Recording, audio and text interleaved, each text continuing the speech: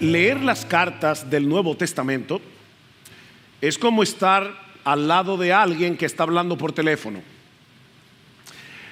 Nosotros no sabemos qué es lo que la otra persona le está diciendo, pero por lo que esta persona le está respondiendo y le está diciendo, nosotros podemos presuponer qué es lo que la persona que está del otro lado de la línea está hablando con el que está a nuestro lado. Ven, es como estar al lado de alguien que está hablando por teléfono. De manera que cuando leemos las cartas del Nuevo Testamento, por ejemplo el pasaje que vamos a estudiar en esta mañana, 1 Tesalonicenses 2, 1 al 9, debemos preguntarnos ¿a qué está respondiendo Pablo? ¿O por qué dice lo que dice?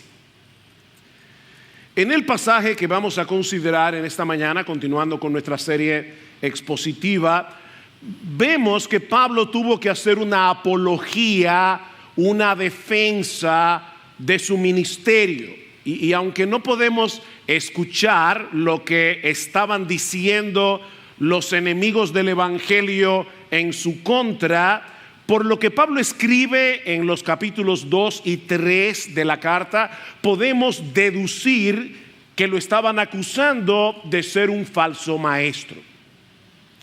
Por supuesto, la meta, el propósito de los enemigos de Pablo era desprestigiar el evangelio y destruir de una vez por todas esta iglesia recién fundada en la ciudad de Tesalónica. Como dice John Stott, podemos presuponer, leyendo entre líneas la defensa de Pablo, podemos presuponer que el ataque de sus enemigos era algo como esto, y cito a Stott: Pablo se escapó y no se le ha vuelto a ver ni a saber desde entonces. Obviamente este no es un hombre sincero, es solo uno más de esos muchos falsos maestros que vagan de un lado a otro por la vía ignacia. Es un charlatán. Él hace lo que hace solo por lo que puede obtener en términos de sexo, dinero, prestigio y poder. Esa era la acusación. De manera, mis hermanos, que lo que estaba en juego aquí no era primordialmente la reputación de Pablo. Sí estaba en juego su reputación, pero el problema que Pablo tiene en mente no es su reputación. Como dice John Stott, es la verdad del evangelio que él predicaba y el futuro de la iglesia en Tesalónica. Y por eso fue necesario que Pablo escribiera esta defensa de su ministerio. Y como Dios saca bienes de males, los enemigos de Pablo atacaron a Pablo. Pablo se tuvo que defender, y al defenderse nos dejó la más clara radiografía que encontramos en el Nuevo Testamento de un verdadero corazón pastoral. Esto es un manual, esto es un tratado sobre el ministerio pastoral. Bueno, entonces, pastor, predíquele a los otros pastores de IBCJ y nosotros nos vamos. No, porque esta carta Pablo no se le escribió a un grupo de pastores. Pablo se le escribió a una iglesia. Así que, hermanos, tanto nosotros, los pastores de IBCJ, como ustedes, los miembros de esta iglesia, necesitan conocer lo que Pablo dice aquí, porque si los miembros de la iglesia no entienden en qué consiste el ministerio pastoral, no van a apreciar ni van a aprovechar la labor que estos hombres llevan a cabo para el bien de la iglesia. De hecho, cuando lleguemos al capítulo 5 de la carta, veremos que Pablo ruega a estos hermanos que reconozcan a los hombres, hablando de los pastores, que trabajan entre vosotros y os presiden en el Señor y os amonestan, y que los tengáis en mucha estima y amor por causa de su obra. reconozcan a estos hombres, estimen a esos hombres por la obra que ellos llevan a cabo. Mis hermanos, el ministerio pastoral es una avenida de doble vía. Para que una iglesia pueda ser pastoreada, tiene que haber pastores que quieran pastorear y tienen que haber ovejas que se quieran dejar pastorear. Es un camino de doble vía. Por otra parte, todo creyente, sea pastor o no, debe imitar el corazón de Pablo. Todo creyente, sea pastor o no, debe imitar a Pablo en su amor, en su interés, en su preocupación por la iglesia. Mis hermanos, el amor y el interés por otros creyentes no es exclusividad de los pastores. De hecho, Pablo dice en Efesios capítulo 4 versículo 11 que es Cristo el que da pastores a su iglesia. ¿Para qué? Para equipar a los santos, para que los santos lleven a cabo la obra del ministerio. ¿Y cómo los santos llevan a cabo la obra del ministerio? Pablo dice en Efesios 4:15, hablando la verdad en amor. Hablando la verdad en amor. Tú y yo tenemos que hacer la obra del ministerio, hablando la verdad en amor. De manera que el cuidado mutuo es una responsabilidad de todos, y por lo tanto hay un sentido en el que todos debemos anhelar tener este mismo corazón que late por la iglesia. Así que no apagues el receptor. O como decía John Donne, no preguntes por quién doblan las campanas doblan por ti. Todos estos campanazos que vamos a escuchar en esta mañana son para ti y para mí. No apagues el receptor.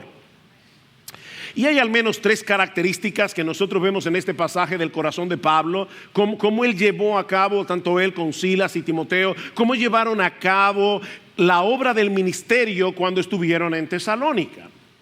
Pero por asuntos de tiempo, de lenguaje, vamos muchas veces a hablar de Pablo cuando en realidad nos estamos refiriendo a los 3.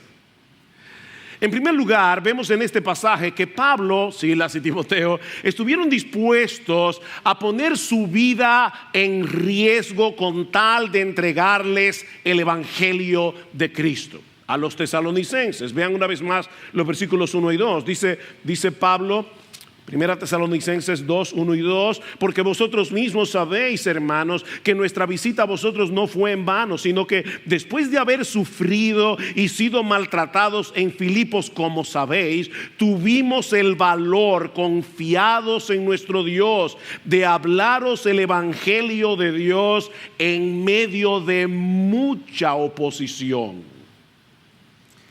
Esta primera línea de defensa de Pablo es la siguiente: recuerden nuestro sufrimiento. Nos están acusando de ser falsos maestros, nos están acusando de que nosotros vamos por el mundo grecorromano hablando de estas cosas para nuestro propio beneficio. Pero ¿cuál es el beneficio que nosotros hemos recibido? Azotes, cárceles, golpes, pedradas.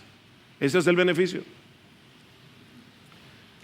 Los enemigos del evangelio estaban acusando a Pablo, como ya dijimos, de haber salido huyendo de Tesalónica cuando las cosas se pusieron difíciles. Y aunque Pablo va a responder a esta acusación más ampliamente a partir del versículo 14, Pablo les recuerda a estos hermanos la condición en la que ellos llegaron a Tesalónica. Ustedes recuerdan, Pablo estaba en Filipos antes de llegar a Tesalónica. ¿Y qué pasó con Pablo allí? Que lo arrestaron, lo azotaron públicamente y después los encarcelaron sin pasarle causa. Y cuando finalmente liberaron a Pablo y a Silas, se fueron hacia Tesalónica y ellos no pensaron, mira, este asunto no nos está resultando. Vamos a cambiar un poco el mensaje, vamos a suavizar un poco este asunto porque no nos está saliendo bien. No, Pablo y Silas y Timoteo llegaron a Tesalónica, predicaron el mismo mensaje y recibieron, igual que en Filipos, mucha oposición. Y Pablo les dice, ustedes saben eso porque ustedes fueron testigos. De paso, es interesante notar todas las veces que Pablo les dice a estos creyentes, ustedes lo saben. O sea, en otras palabras, nuestro ministerio no lo hicimos en secreto. Vean el versículo 1, porque vosotros mismos sabéis. Versículo 2,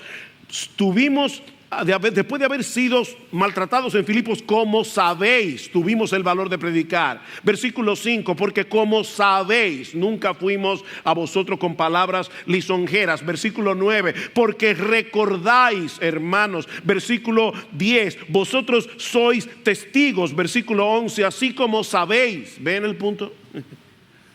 Ustedes lo saben. Ustedes saben cómo nos comportamos cuando estábamos en medio vuestro. Ustedes son nuestra defensa. Y cuando Pablo dice aquí que ellos estuvieron dispuestos a arriesgar sus vidas para predicarles el evangelio, noten que Pablo no está diciendo esto porque él fuera un superhombre, sino porque Dios los había fortalecido. Pablo no está haciendo alarde de su valentía, sino de la forma como Dios había obrado en ellos para que siguieran predicando a pesar de la persecución. Noten otra vez el versículo 2, sino que después de haber sufrido y sido maltratados en Filipos, como sabéis, tuvimos el valor, confiados en nuestro Dios, de hablaros el evangelio de Dios en medio de mucha oposición. Pablo no está haciendo alarde de sí mismo. Pablo se está gloriando en el Señor. Mis hermanos, a nadie le agrada ser rechazado por la gente o ser tenido por un tonto por predicar el evangelio. A nadie le agrada eso. El solo hecho de pensar en el rechazo de cualquier tipo produce en nosotros temor. De hecho, el mismo Pablo le pide a los hermanos en Éfeso que oren por él. Oigan lo que Pablo les pide, que oren por él: para que me sea dada palabra al abrir mi boca, a fin de dar a conocer sin temor el misterio del evangelio. ¿Por qué Pablo está pidiendo que oren a Dios por él para que él predique sin temor? Porque Pablo no era un superhombre. Y sigue diciendo Pablo, por el cual soy embajador en cadenas, que al proclamarlo hable con denuedo, es decir, con valentía, como debo hablar. Oren por mí. Es Dios, mis hermanos, el que nos da la gracia y el valor para predicar, pero nosotros tenemos que orar y hablar. Ora y habla, ora y predica. ¿Ustedes recuerdan cuando los discípulos fueron amenazados en Jerusalén por estar predicando el nombre de Cristo y les prohibieron que ellos predicaran? ¿Qué hicieron los discípulos? Se reunieron a orar y le pidieron al Señor que les diera valor. ¿Y qué sucedió? Lucas nos dice en Hechos 4:29 que después de haber orado, el lugar donde estaban reunidos tembló. Y todos fueron llenos del Espíritu Santo y hablaban la palabra de Dios con valor. Ellos oraron y Dios les dio valor. Mi hermano, pídele a Dios que te dé valentía. Y luego que ores, habla. Predica. Yo no te prometo que después de orar la tierra va a temblar. Pero sí puedo prometerte que Dios te fortalecerá mientras predicas el evangelio, incluso si tienes que enfrentar el rechazo, incluso si tienes que enfrentar cualquier tipo de oposición, Dios te fortalecerá. Por otra parte, y en segundo lugar, nosotros vemos también que Pablo les ministró a los tesalonicenses con un genuino, sincero deseo de agradar a Dios y no por una mala motivación. Pablo les ministró con un genuino deseo de agradar a Dios, no por una mala motivación. Versículo 3, pues nuestra exhortación no procede de error, ni de impureza, ni es con engaño. En cuanto al contenido de su mensaje, Pablo está diciendo aquí, mi enseñanza no es errónea. Y no es errónea por una razón muy sencilla. Lo que yo les prediqué a ustedes fue el evangelio de Dios. Vean el versículo 4. Sino que así como hemos sido aprobados por Dios para que se nos confiara el evangelio, así hablamos, no como agradando a los hombres, sino a Dios que examina nuestros corazones. En otras palabras, Pablo les está diciendo, el mensaje que yo les prediqué no era nuevo, yo no me lo inventé. Yo les prediqué el evangelio de Dios, un evangelio que comenzó a ser desarrollado en la escritura, en la primera promesa evangélica en Génesis capítulo 3 versículo 15, cuando Dios promete enviar un salvador nacido de mujer. Y a partir de ese momento esta promesa se va desarrollando a lo largo de todo el Antiguo Testamento. Es por eso que Pablo, cuando predicaba, citaba las escrituras del Antiguo Testamento una y otra vez. Mi mensaje no es nuevo, no puede ser erróneo. De hecho, Lucas nos dice en Hechos capítulo 17 versículo 2 que cuando Pablo fue a Tesalónica, él visitó la sinagoga donde se reunían los judíos por 3 días de reposo consecutivo. Y dice Lucas que él discutió con los judíos, declarando y exponiendo por medio de las escrituras que era necesario que el Cristo padeciese y resucitase de los muertos, y que Jesús, a quien yo os anuncio, es el Cristo. ¿En qué se basaba Pablo? En las escrituras del Antiguo Testamento. Así que su mensaje no podía ser erróneo. Y en cuanto a su motivación, dice Pablo, no fue por engaño, ni fue por impureza, dice en el versículo 3. Ni por engaño, ni por impureza. Esta palabra engaño implica hacer algo con la intención de que la otra persona crea que yo estoy tratando de hacerle un bien, cuando en realidad yo estoy buscando mi propio beneficio. Es un engaño. De hecho, la figura que usa Pablo aquí es la de un pescador que esconde el anzuelo debajo de la carnada. Cuando viene el pez, pensando que es un bocado sabroso, ahí queda preso. Y eso es exactamente lo que hacen los falsos maestros. De hecho, Pablo le advierte a Timoteo que vendrá tiempo cuando muchos no soportarán la sana doctrina, sino que teniendo comezón de oír, se amontonarán maestros. No les basta a la gente tener 1, 2, 3. No. Ellos quieren montones de maestros que les rasquen el oído. Se amontonarán maestros conforme a sus propias concupiscencias. Por eso es que la iglesia de Joel Osteen tiene tanta gente. Porque Joel Osteen dice, yo no quiero molestar a la gente. La gente vive muy cargada, muchos problemas. Yo no voy el domingo a hablarles del pecado, a hablarles del infierno, a hablarles del juicio final. Yo quiero que la gente aquí se sienta bien. Comezón de oír. Los falsos maestros no predican lo que Dios nos dice en su palabra. Ellos predican lo que la gente quiere escuchar. Porque ellos no están interesados en el bienestar de sus oyentes. Ellos quieren sacarles ventaja. Pare de sufrir. Hay un movimiento, ¿lo conocen? ¿Quiénes son los que paran de sufrir? Los que se llevan el dinero de la gente. Esos paran de sufrir. Es por eso que Pablo añade en el versículo 3 que tampoco predicó por motivos impuros. Y ese es un término muy amplio que puede incluir impureza sexual. Los falsos maestros se aprovechan de las hermanas. Dice la escritura, lean Pedro capítulo 2, segunda de Pedro capítulo 2, lean la carta de Judas, son sensuales, dice Judas. O puede incluir codicia o el deseo de ser famoso. Esta gente dice lo que sea con tal de caerle bien a todo el mundo para tenerlos contentos y sacarles provecho. Judas los describe como hombres que andan tras sus propias pasiones, que hablan con arrogancia, adulando a la gente para obtener beneficio. Mis hermanos de Iglesia Bíblica del Señor Jesucristo, nunca permitan que un hombre llegue a ser pastor de esta iglesia. No importa lo bien que hable, si no predica fielmente todo el consejo de Dios, aun aquellas partes que no resultan agradables. Pablo y Silas no pertenecían a ese grupo. Vean el versículo 5.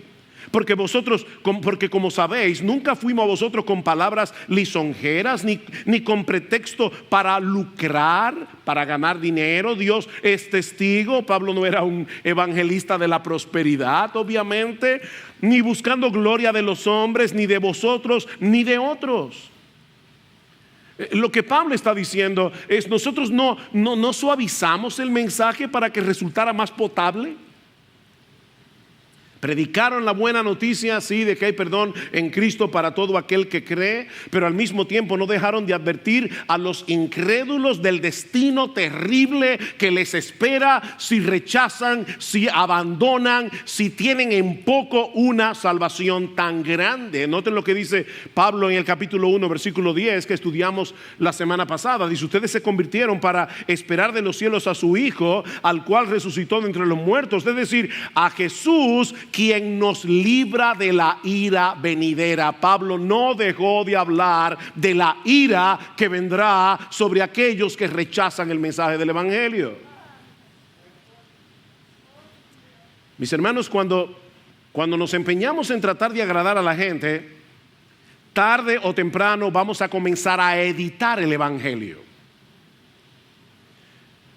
Es por eso que en muchos púlpitos en el día de hoy ya no se habla del pecado, no se habla del infierno, ya no se habla de la impotencia del hombre para salvarse. El hombre no se puede salvar. El hombre está muerto en sus delitos y pecados. No está agonizando, está muerto.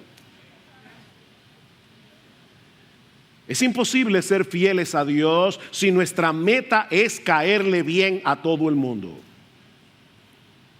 Otras veces he contado esta anécdota de una niña en la escuela dominical, cuando el profesor preguntó: ¿hay algo que Dios no puede hacer? Y todos los niños dijeron: no, Dios lo puede todo. Pero una niña levantó la mano y dijo: sí, profesor, hay algo que Dios no puede hacer, y es complacer a todo el mundo.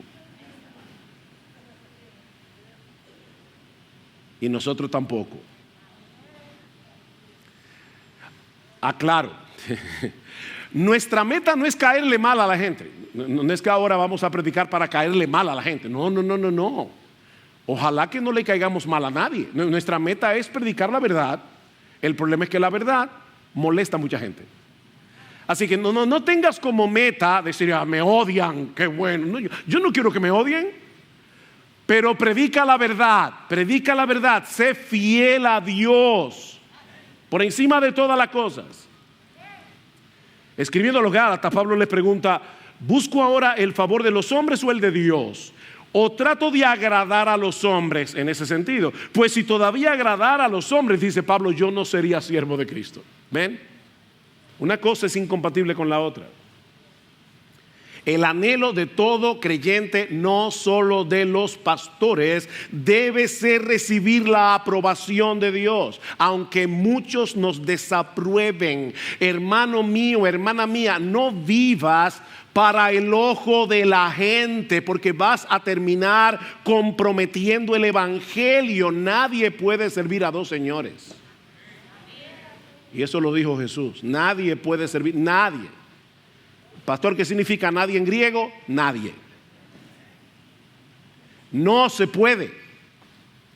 O tú eres leal a Jesús o tú eres leal a la gente. No se puede ser leales a los dos al mismo tiempo. De hecho, no deja de ser interesante que cuando Pablo escribe su carta a los colosenses, él exhorta a los esclavos que tenían amos terrenales. Eran esclavos humanamente hablando. Y Pablo les dice: sí, ustedes son esclavos, ustedes tienen amos terrenales, pero no vivan para agradar a sus amos, vivan para agradar a Dios. ¿Qué le dice Pablo? Como los que quieren, no hagan su trabajo como los que quieren agradar a los hombres, sino con corazón sincero, temiendo a Dios. Ven, aunque ustedes sean esclavos, deben hacer las cosas para agradar a vuestro amo que está en los cielos. Y todo lo que hagáis, hacedlo de corazón. Mi hermano, no trabajes para el jefe, no trabajes para el sueldo.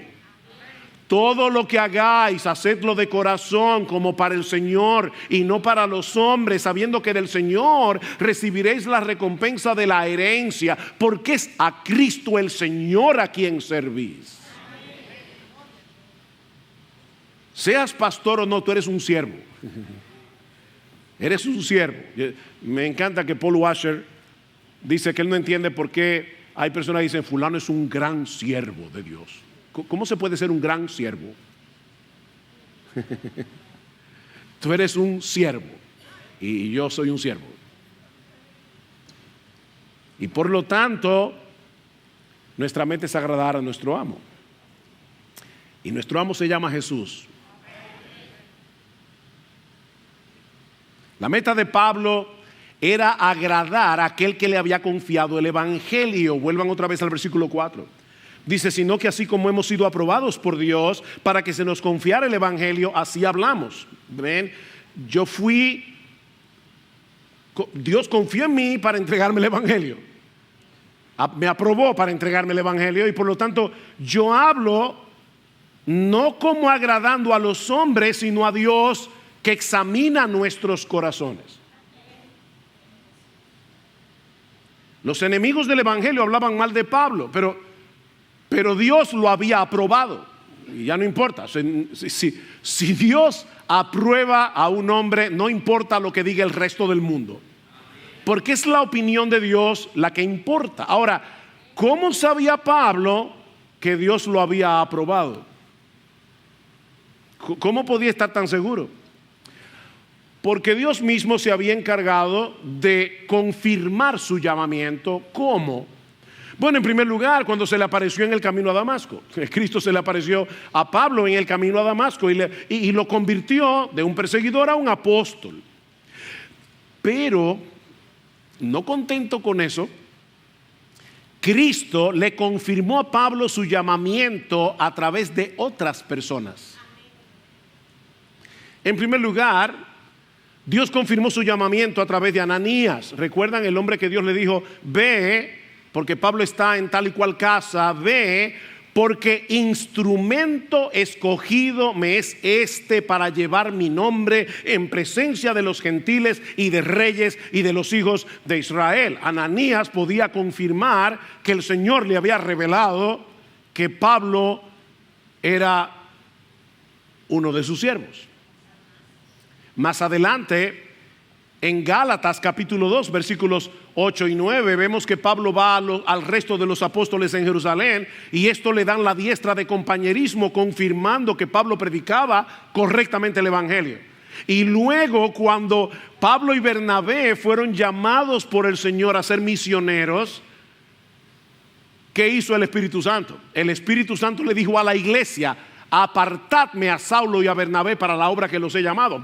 El Espíritu Santo no se lo dijo directamente a Pablo y a Bernabé, se lo dijo a la iglesia, confirmando su llamamiento.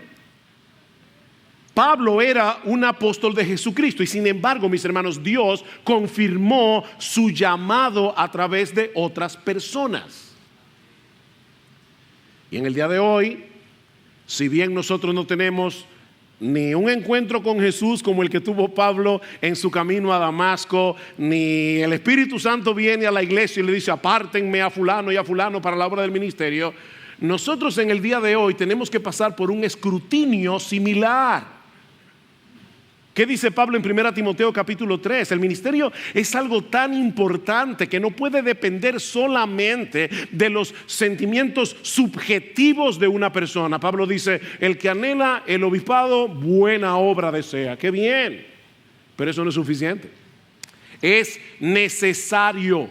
Y esa palabra griega dei, que se traduce como necesario, es exactamente la misma palabra que aparece en Juan capítulo 3 cuando Cristo le dice a Nicodemo: os es necesario nacer de nuevo para entrar en el reino de Dios. O sea, así como no se puede entrar en el reino de Dios sin nacer de nuevo, No se debe entrar en el ministerio sin tener el carácter que Pablo describe en 1 Timoteo 3. Es necesario que el obispo sea irreprensible, marido de una sola mujer, sobrio, prudente, decoroso, hospedador, apto para enseñar, no dado al vino, no pendenciero, no codicioso de ganancias deshonestas, que gobierne bien su casa, que tenga a sus hijos en sujeción con toda honestidad, pues el que no sabe gobernar su propia casa, ¿cómo cuidará de la iglesia de Dios? No un neófito, no sea que envaneciéndose caiga en la condenación del diablo, y que tenga buen testimonio de los de afuera. Ahora pregunta, mis hermanos, ¿quién evalúa eso? Es la persona que dice, yo soy ese individuo. No, eso lo evalúa la iglesia, y lo evalúan los pastores de la iglesia que examinan la vida de este hombre. El ministerio es demasiado importante para que alguien entre al ministerio pastoral sin estar llamado. Y como es Dios el que llama, es a Él a quien los pastores debemos tratar de agradar. Tanto en nuestra motivación, en el contenido de lo que predicamos y en la forma como predicamos. Tenemos que agradar a Dios. Hermanos, nosotros predicamos para la edificación de la iglesia, pero es como alguien ha dicho, cuando un pastor predica, él tiene que predicar con la audiencia de uno en mente. Porque un pastor puede ser aplaudido por la gente, pero depende de lo que diga Dios. Esa es la evaluación. Depende de lo que diga Dios. Pero vemos también, en tercer lugar, en nuestro pasaje, que Pablo se entregó como una madre a buscar el bien de los tesalonicenses. Pablo se entregó como una madre.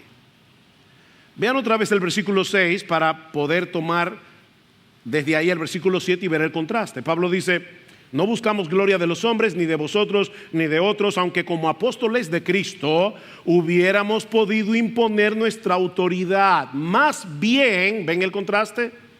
Más bien demostramos ser benignos entre vosotros, como una madre que cría con ternura a sus propios hijos. Indudablemente los apóstoles son dignos de respeto, y los pastores también. Lean Hebreos 13 o la misma carta de 1 Tesalonicenses 5, que reconozcáis a estos hombres. Son dignos de respeto. Sin embargo, lo que Pablo está diciendo aquí es que en vez de ir por la vida demandando ser respetado, yo soy un apóstol, más bien Pablo se entregó a beneficiar a estos hermanos con la ternura y delicadeza de una madre, o como dice literalmente el texto, como dice la Reina Valera, como una nodriza. Y no es que está mal el término madre, porque esta nodriza es una madre. Lo vamos a ver ahora. En los días de Pablo, por la razón que sea, las mujeres que podían contrataban a una nodriza. El dar el pecho a un niño, la mamá, no era tan común como lo es en el día de hoy, que se hace mucha campaña para hacer eso. No, se contrataba una nodriza que amamantaba al niño. Yo creo que la razón por la que Pablo usó la palabra nodriza en vez de usar la palabra madre es porque Pablo quería enfatizar el amamantamiento, y lo vamos a ver ahora por qué. Pero Pablo está diciendo aquí, así como se contrata a una nodriza, y estas nodrizas no solamente amamantaban al bebé, sino que muchas de ellas más tarde se convertían en las tutoras del niño, de manera que entre la nodriza y el niño se creaba un vínculo muy entrañable, era una relación muy especial. Y Pablo está comparando su ministerio con el trabajo de una nodriza, pero no con el de una nodriza que cría, que amamanta a los hijos de otra mujer, sino con esa nodriza que cría con ternura a sus propios hijos. Viendo el contraste desde el versículo 6, cuando Pablo dice, aunque como apóstoles de Cristo hubiéramos podido imponer nuestra autoridad, más bien demostramos ser como una nodriza.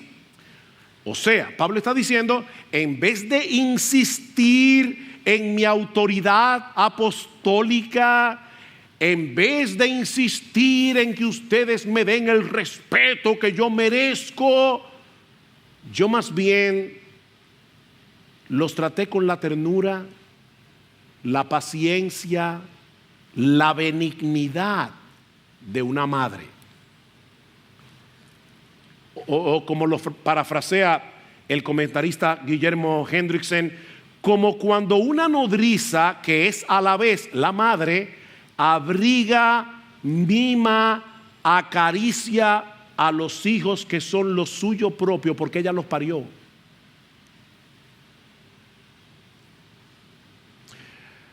John Stott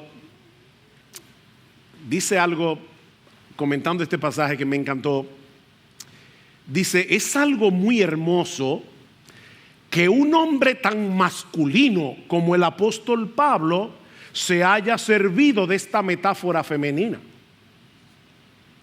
Y luego añade, algunos líderes cristianos se vuelven egocéntricos y autocráticos.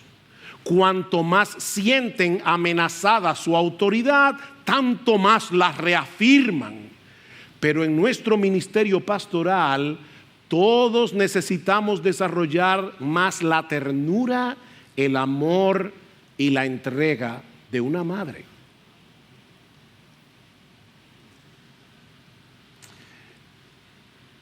Déjenme hacerles una pregunta. ¿De dónde sacó Pablo esta comparación? Pablo era muy bíblico. ¿De dónde sacó Pablo esta comparación de su ministerio con el de una nodriza o de una madre? Respuesta: de Dios mismo. De Dios mismo. Isaías 49:15. ¿Puede una mujer olvidar a su niño de pecho sin compadecerse del hijo de sus entrañas? Bueno, aunque ellas se olvidaran, yo no te olvidaré. Ese es Dios hablando. Ustedes son mis hijos de pecho, yo los amamanto. Dice Dios. Y este texto, esto vuela la cabeza de cualquiera. Isaías 66:12. He aquí yo extiendo sobre ella, sobre Jerusalén, paz como un río y la gloria de las naciones como torrente que se desborda, y mamaréis y en los brazos seréis traídos y sobre las rodillas seréis mimados.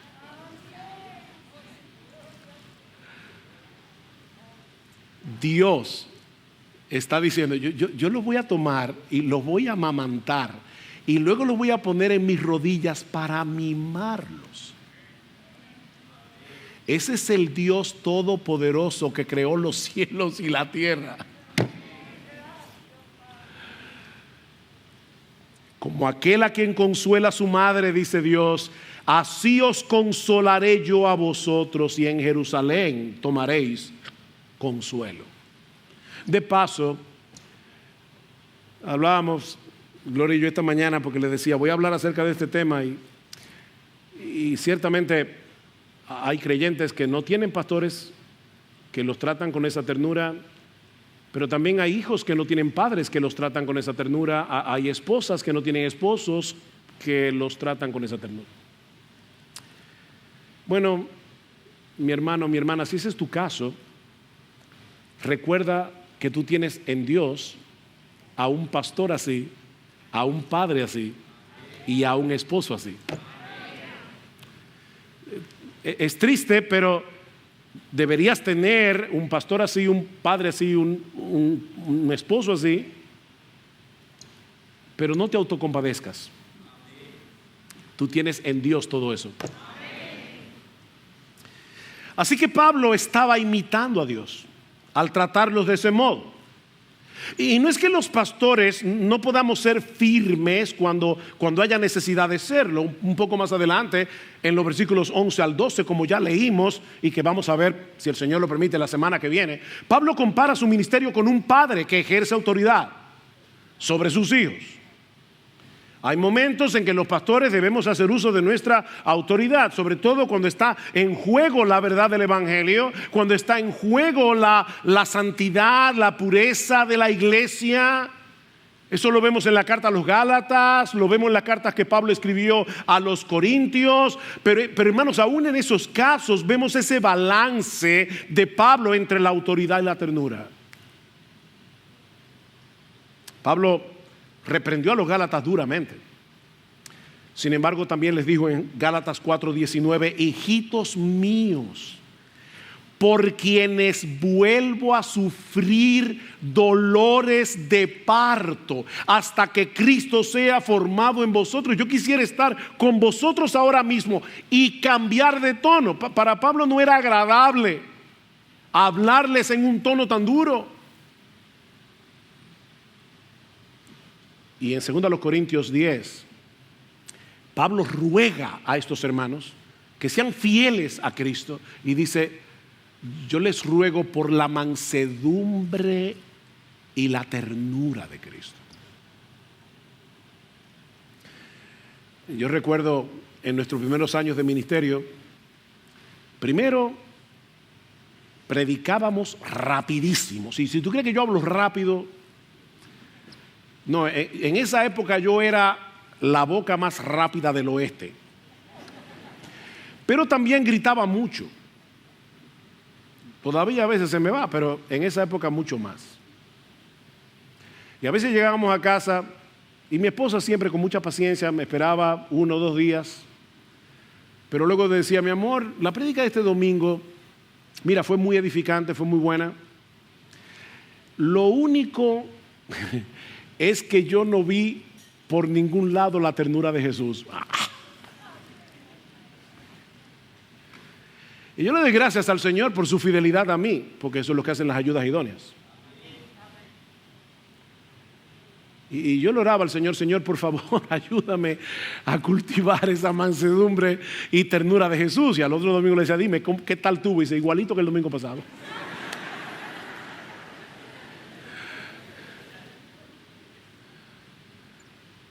Como una madre.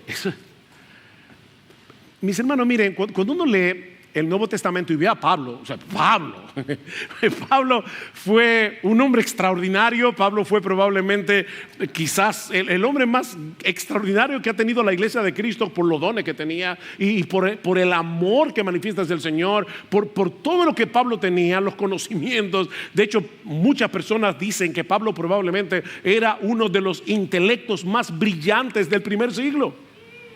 Y ver este hombre manifestando al mismo tiempo esa benignidad, esa ternura que surgía del amor intenso que tenía por estos hermanos. Vean el versículo 8, dice: teniendo así un gran afecto por vosotros, nos hemos complacido en impartiros no solo el evangelio de Dios, sino también nuestras propias vidas, literalmente nuestras propias almas, porque llegasteis a sernos muy amados.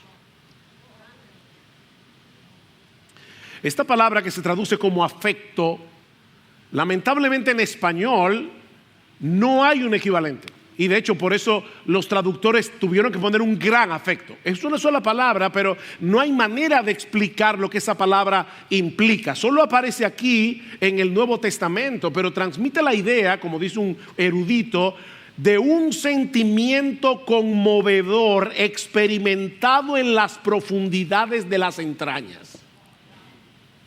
De hecho, en documentos del primer siglo, esa palabra aparecía en el contexto del anhelo de unos padres que desean volver a ver a su hijo, pero su hijo ha muerto. Y ellos están frente a la tumba del hijo anhelando verlo. Es ese afecto del que Pablo está hablando aquí. Pablo amaba a estos hermanos al punto de entregarse a ellos en cuerpo y alma, como lo hace una madre.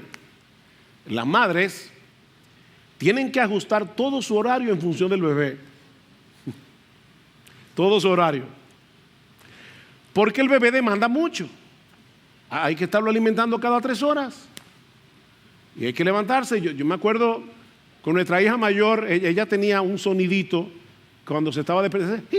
Y yo, no. Porque se cogía con levantarse a las 2 de la mañana, a las 5 de la mañana.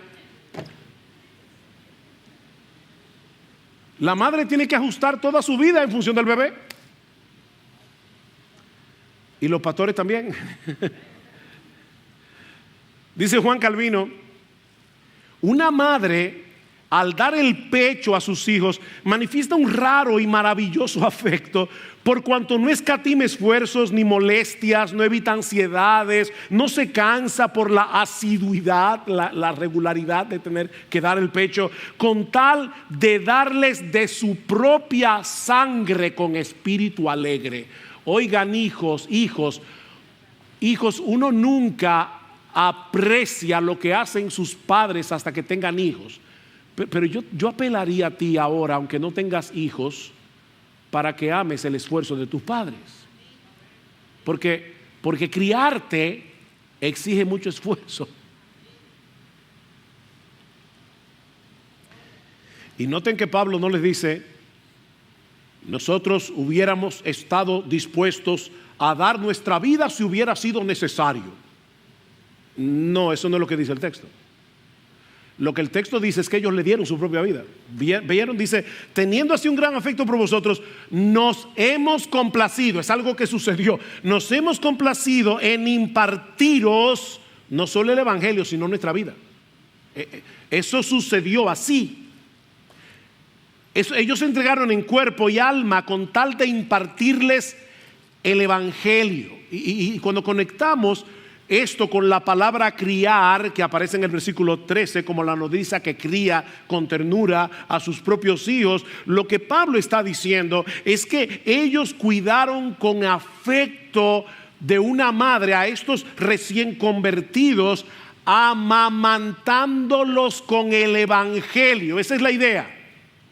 Por eso es tan importante la palabra nodriza ahí. Nosotros los amamantamos con el evangelio, como una madre que le da el pecho a sus hijos, con ternura, paciencia, sacrificio. Eso hacen los pastores. Ellos los alimentaron con el evangelio. Vean, versículo 2. Porque después de haber sufrido y sido maltratados en Filipos, como sabéis, tuvimos el valor, confiados en nuestro Dios, de hablaros el evangelio de Dios. Versículo 4. Sino que así como hemos sido aprobados por Dios para que se nos confiara el evangelio, así hablamos. Versículo 8. Teniendo así gran afecto por vosotros, nos hemos complacido en impartiros el evangelio. Versículo 9. Porque recordáis, hermanos, nuestros trabajos y fatigas, como trabajando de día y de noche para no ser carga a ninguno de vosotros, os proclamamos el evangelio de Dios. El evangelio de Dios. Eso no quiere decir que Pablo siempre predicaba el mismo mensaje: Cristo murió en la cruz por vuestros pecados, vengan a Él en arrepentimiento y fe y serán salvos. No, esa no es la idea. Lo que Pablo está diciendo es que de una forma u otra, a través del estudio de las Escrituras, los misioneros les dieron a conocer a estos creyentes de Tesalónica las diversas facetas del diamante del evangelio y sus implicaciones. A través de toda la Escritura. No podemos simplificar el evangelio a decir Cristo murió en la cruz, resucitó y ahora tú eres salvo si crees en Él. No, el evangelio es mucho más que eso. Y eso fue lo que produjo la clase de iglesia que estos hermanos llegaron a hacer. Los amamantaron con el evangelio. Y ya vimos la semana pasada, ¿verdad?, que produjo eso en Tesalónica. Pablo y su equipo hicieron todo lo que estuvo a su alcance para que estos hermanos pudieran adquirir un claro entendimiento del evangelio, incluyendo el hecho de trabajar secularmente para no ser una carga financiera. Versículo 9. Porque recordáis, hermanos, nuestros trabajos y fatigas, como trabajando de día y de noche para no ser carga a ninguno de vosotros, os proclamamos el evangelio. ¿Tenían ellos derecho a ser remunerados? Sí, lean 1 Corintios 9. Dice Pablo que Dios dice en el Antiguo Testamento: no pondrás bozal al buey que trilla. Y dice Pablo: ¿dijo eso Dios por los bueyes o lo dijo por nosotros? Dice: pues por nosotros se escribió. No le ponga bozal al buey que trilla. El que vive, el que predique el evangelio, que viva del evangelio. No que se muera del evangelio, sino que viva del evangelio. 1 Timoteo 5:17, los ancianos que gobiernan bien sean tenidos por dignos de doble honor, mayormente los que trabajan en predicar y enseñar, porque la escritura dice: no pondrás bozal al buey que trilla, y digno es el obrero de su salario. Así que no había problemas en que Pablo y los misioneros recibieran remuneración de los nuevos creyentes en Tesalónica, pero Pablo les dice: para no serles una carga, preferimos no hacerlo. Así que Pablo y Silas y Timoteo trabajaron de noche y de día para mantenerse ellos y predicarles la palabra. Trabajos y fatigas. Pablo, Silas y Timoteo no tenían que tomar pastillas para dormir. Ellos llegaban a la cama exhaustos, agotados. Pero no solo lo hicieron para no ser una carga, sino también para darles un ejemplo. Y eso lo vemos más adelante en 2 Tesalonicenses capítulo 3. Dice Pablo en el versículo 7: pues vosotros mismos sabéis, otra vez, cómo debéis seguir nuestro ejemplo, porque no obramos de manera indisciplinada entre vosotros, ni comimos de balde el pan de nadie, sino que con trabajo y fatiga, otra vez la misma palabra, trabajamos día y noche, otra vez la misma expresión, a fin de no ser carga a ninguno de vosotros, no porque no tengamos derecho a ello, sino para ofrecernos como modelo a vosotros, a fin de que sigáis nuestro ejemplo. En otras palabras, no sean vagos, no sean perezosos. Sea lo que sea tu trabajo, esfuérzate en hacerlo bien. Porque la pereza es un pecado. Ellos tenían el derecho, pero no lo hicieron por una razón. Ajá. ¿Saben que cuando nuestra iglesia comenzó, volviendo otra vez al 44 aniversario, un grupo religioso de la ciudad de Santo Domingo comenzó a enviar panfletos anónimos a todos los miembros de nuestra iglesia por correo? Nosotros nunca supimos cómo ellos pudieron obtener la lista de membresía de nuestra iglesia, pero ellos enviaban todas las semanas una carta anónima diciendo que nosotros éramos unos falsantes, que nosotros estábamos detrás de su dinero. Y esa fue la razón, o una de las razones, por la que nuestra iglesia en sus 44 años de historia nunca hemos recogido ofrenda en el culto. No estamos criticando porque recoger ofrenda no es pecaminoso, es correcto, es legítimo. Nosotros decidimos por una razón histórica que los hermanos ofrenden, y esperamos que todo el mundo sea fiel en ofrendar al Señor, llevando sus ofrendas a las cajitas en vez de hacerlo aquí públicamente, para que no nos acusen de que estamos detrás del dinero de nadie. Reitero, es legítimo recoger ofrendas. Si tú vas a una iglesia y se recogen ofrendas, no lo veas mal, eso es correcto. Solo que nosotros decidimos no hacerlo. Bueno, para ser más exacto, sí lo hicimos una vez en toda nuestra historia, en 44 años, y no fue para nosotros, sino para una misionera que tenía cáncer, y todo lo que se recogió ese domingo fue para esta hermana. Así que, para ser justos, una sola vez. trabajando día y noche. No porque Pablo, Silas y Timoteo eran adictos al trabajo, sino porque amaban a estos hermanos entrañablemente. Dice en el versículo 8, porque habéis llegado a sernos muy amados. Ese es el punto. Obviamente eso no quiere decir que los pastores pueden descuidar su salud o pueden descuidar su familia por causa del ministerio. Jamás debemos hacer eso. Pablo dice claramente en 1 Timoteo 5:8 que si alguno no provee para los suyos ha negado la fe y es peor que un incrédulo. Y cuando Pablo dice en Efesios 5, maridos, amad a vuestras mujeres como Cristo amó a la iglesia, no dice, claro, excepto si tú eres pastor. No, nosotros tenemos que cuidar de nuestra familia. Jamás debemos descuidar nuestra familia.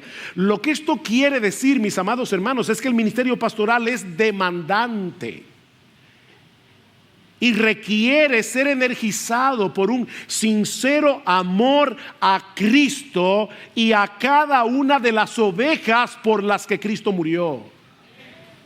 Mirad por vosotros y por todo el rebaño en que el Espíritu Santo os ha puesto por obispos para apacentar la iglesia del Señor, la cual Él ganó con su propia sangre.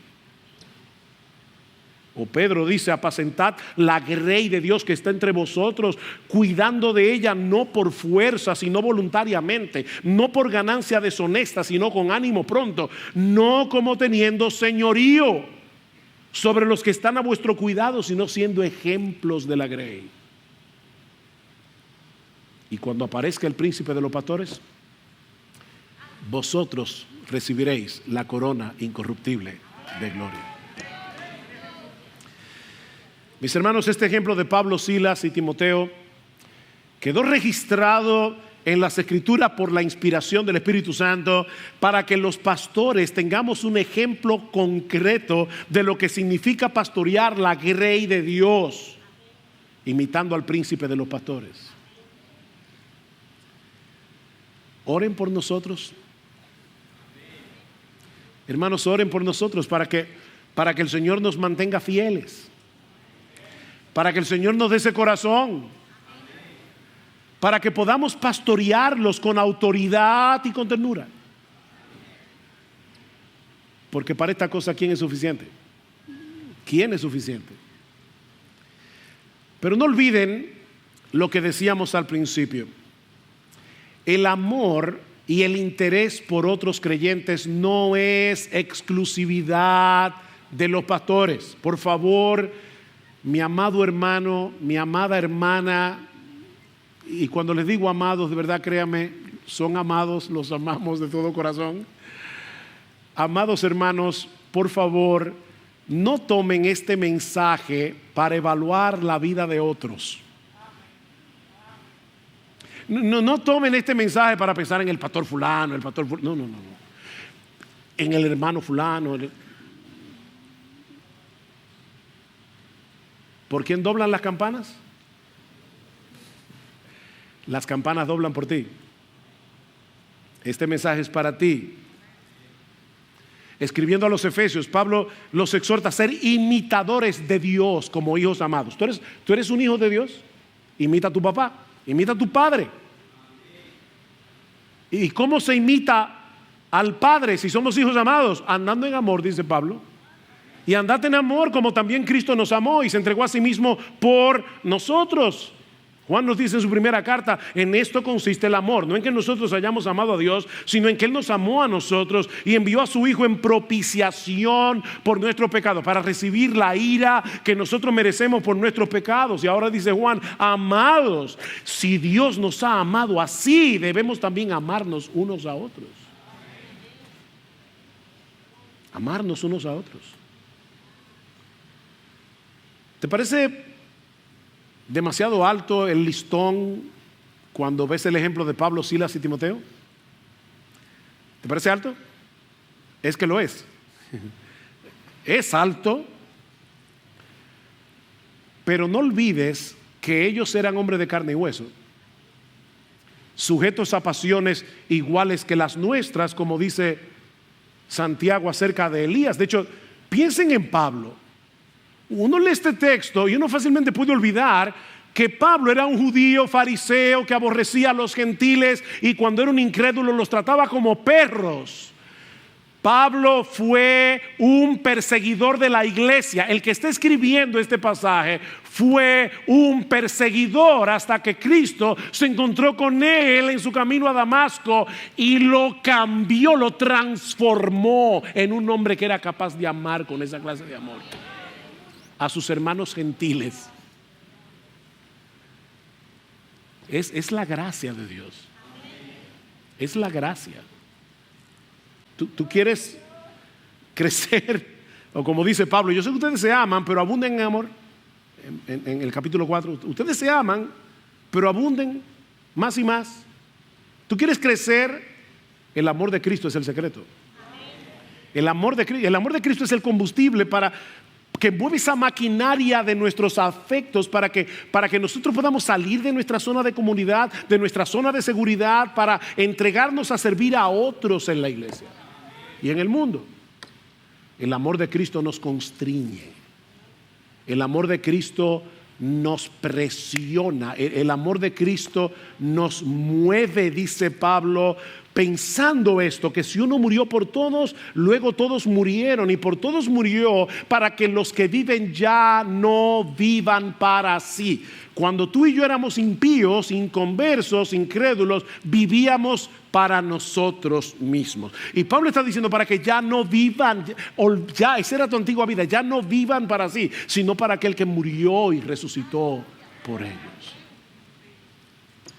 Oh, que el Señor nos conceda como iglesia la gracia de seguir abundando en amor los unos por los otros, mientras vivimos extasiados, sorprendidos, maravillados y agradecidos del amor de Dios en Cristo que excede a todo conocimiento. Oh, que Dios bendiga.